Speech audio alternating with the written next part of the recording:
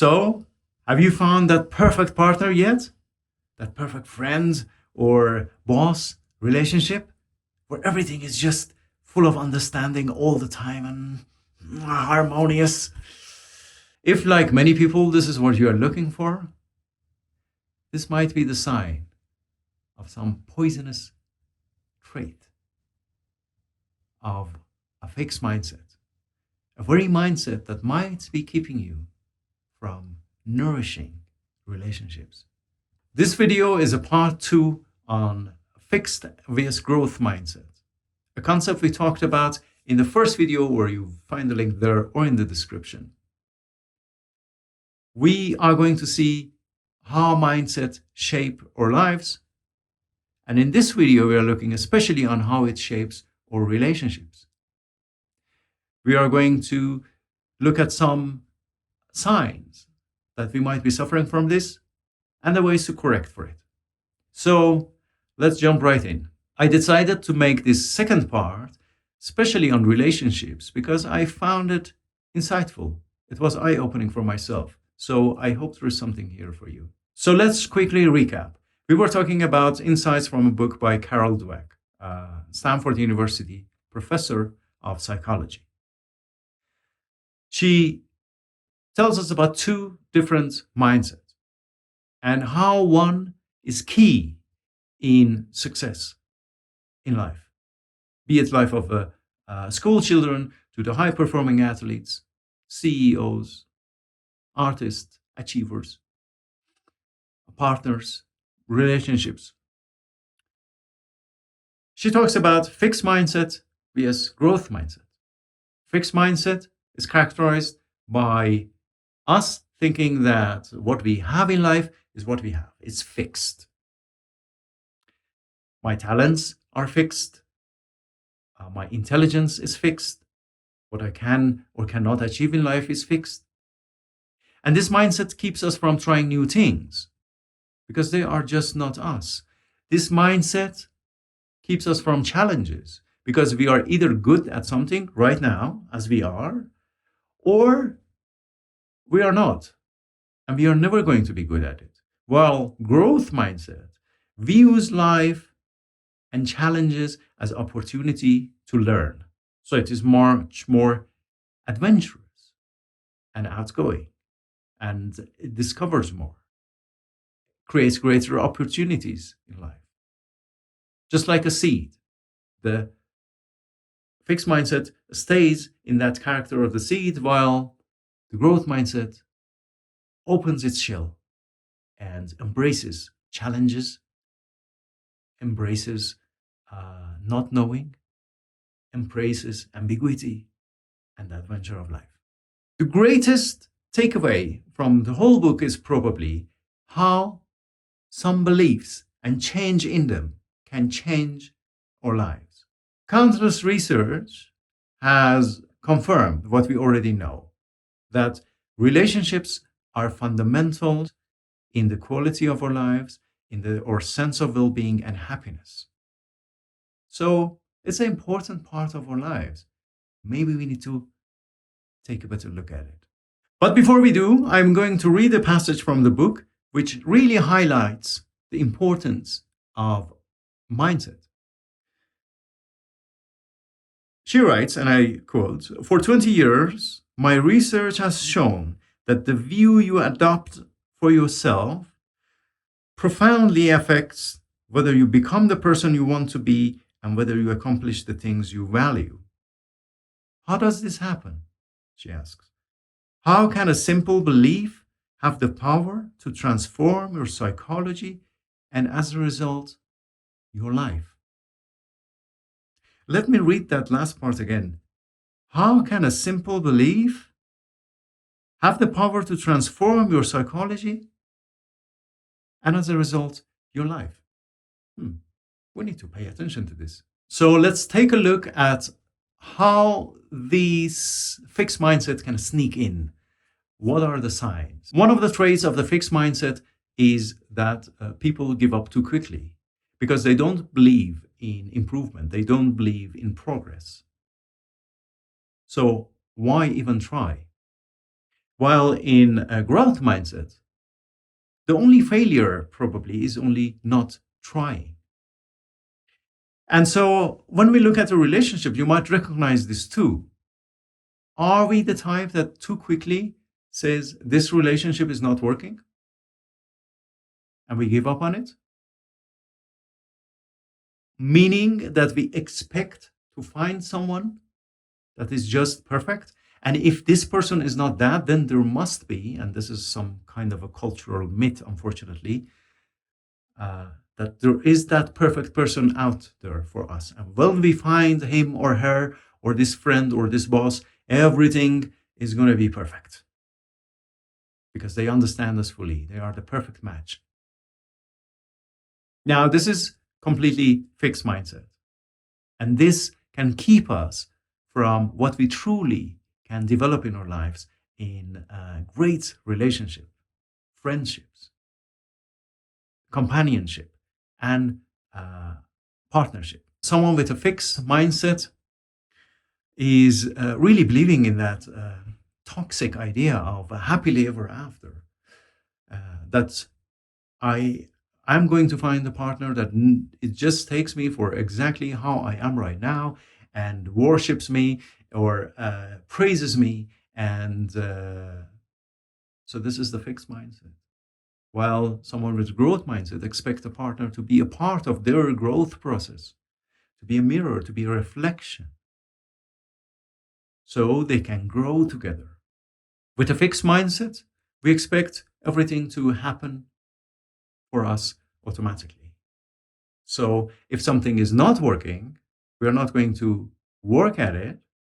We are not going to put any effort at it. We're just going to look for something else.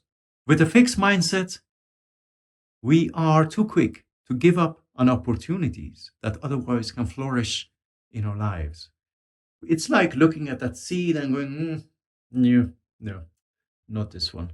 And never giving it a chance to grow. With this mindset, we are too quick to blame. And even sometimes blaming is a sign that, again, we are trapped in this mindset. Blaming means that we cannot see that everything is work in progress. And so instead of engaging in this process, we just blame and close the door and goodbye.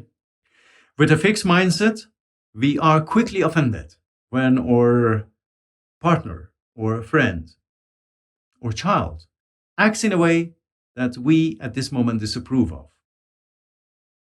We see this as a sign that we are not a match, that this is not working.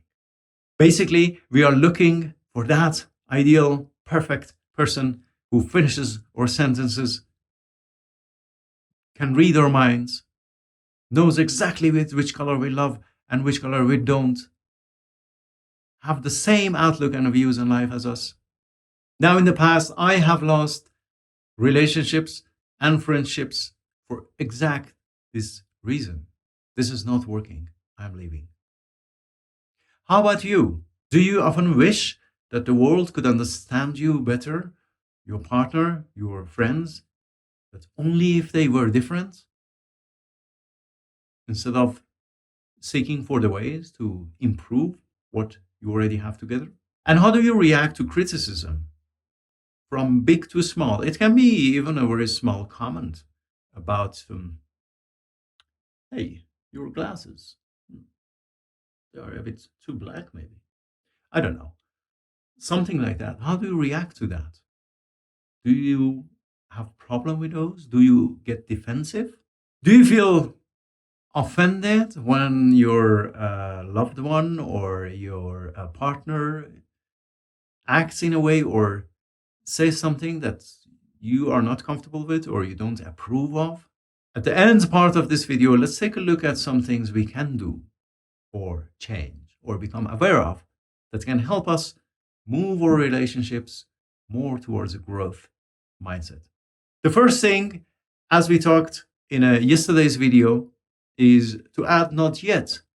Instead of saying we are not good at this, we are not good at this yet. Something that can play a vital part in relationships is a common purpose.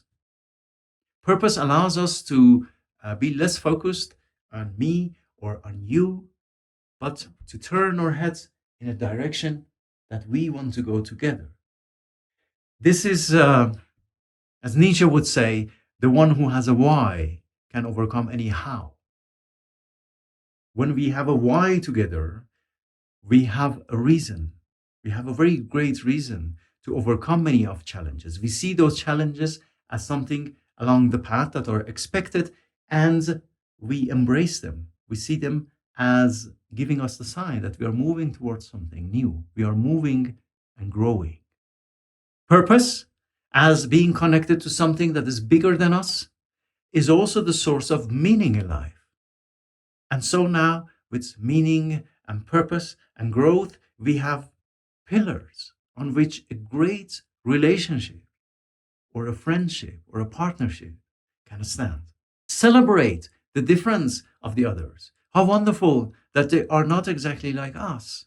Or as Proust would say, the greatest journey of discovery is not in far lands, I'm paraphrasing, but to see the world from a different set of eyes.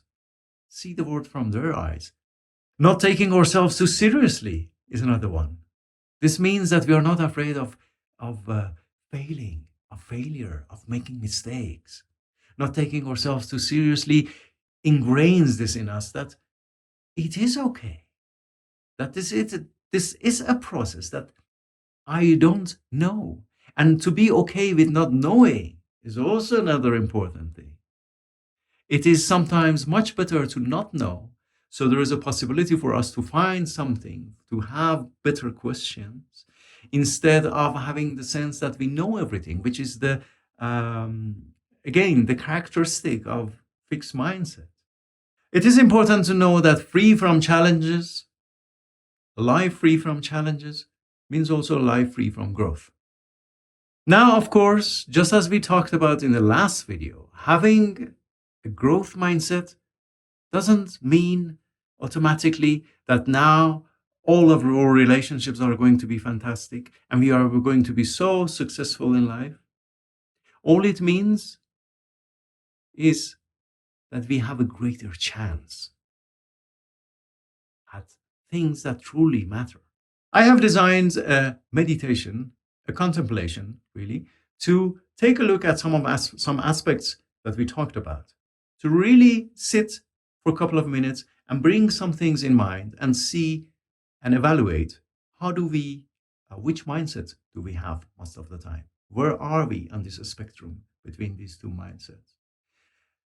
This is the power of contemplation, that it allows us to see ourselves more subjectively. And by seeing, we already are starting the change. Without seeing what we need to change, we just bump to everything blindly. In these meditations, we also learn that it is possible to take the traits that we talk about fixed mindset, or any other thing that we suffer from in life, and to see them the moment they come up, to have the awareness, to realize, aha, I am doing this again.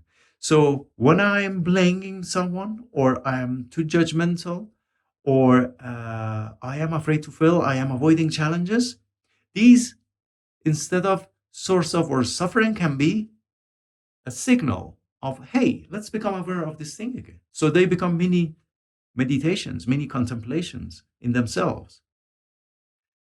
I hope that you check that out, and I hope that some of the insights here were as eye-opening to you as they were for me. Thanks for watching, and I hope to see you again.